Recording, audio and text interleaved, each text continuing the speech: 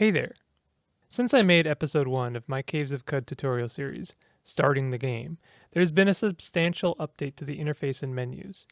This update mostly affects the beginning of the game and is mostly an accessibility upgrade. Let's touch on some of the differences.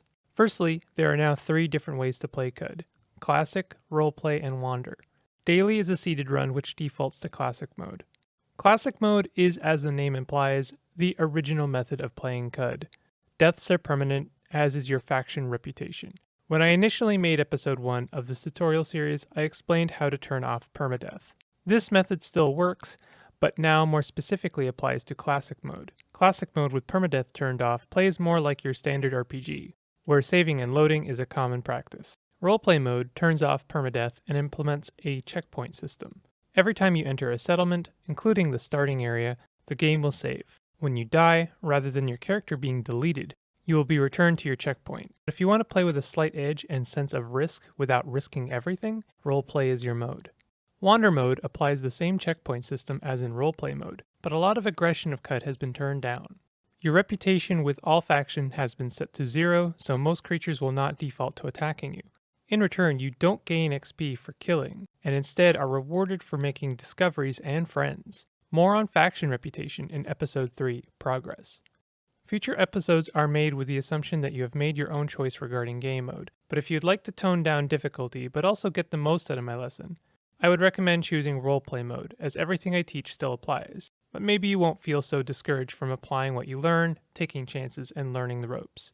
Once you've selected your mode, if you wish to skip building the character, you can go to Library and import the tutorial character by selecting Add a New Build Code and pasting in the character code available in the description. If you would like to go through the new character creation process, carry on.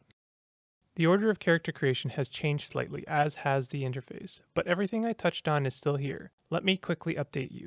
First, pick Truekin.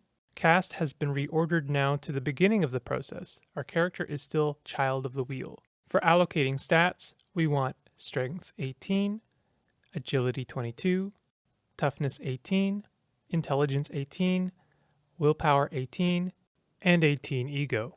Select Translucent Skin, specifically on back. You can now randomize your name a few times if you don't like what you got. Select Jopa as your starting location, and that should be it. There are also pre-made characters available if you don't feel like playing the character I've made, but I did make the character for the sake of the tutorial. So if you're just starting out and would like to get the most from this series, give the tutorial character a try. Thanks very much for sticking with the series and trying to learn how to play Caves of Qud. I promise it will be worth it. Hit that like and subscribe to support me if you like, and I'll see you in episode 2, Exploring Jopa.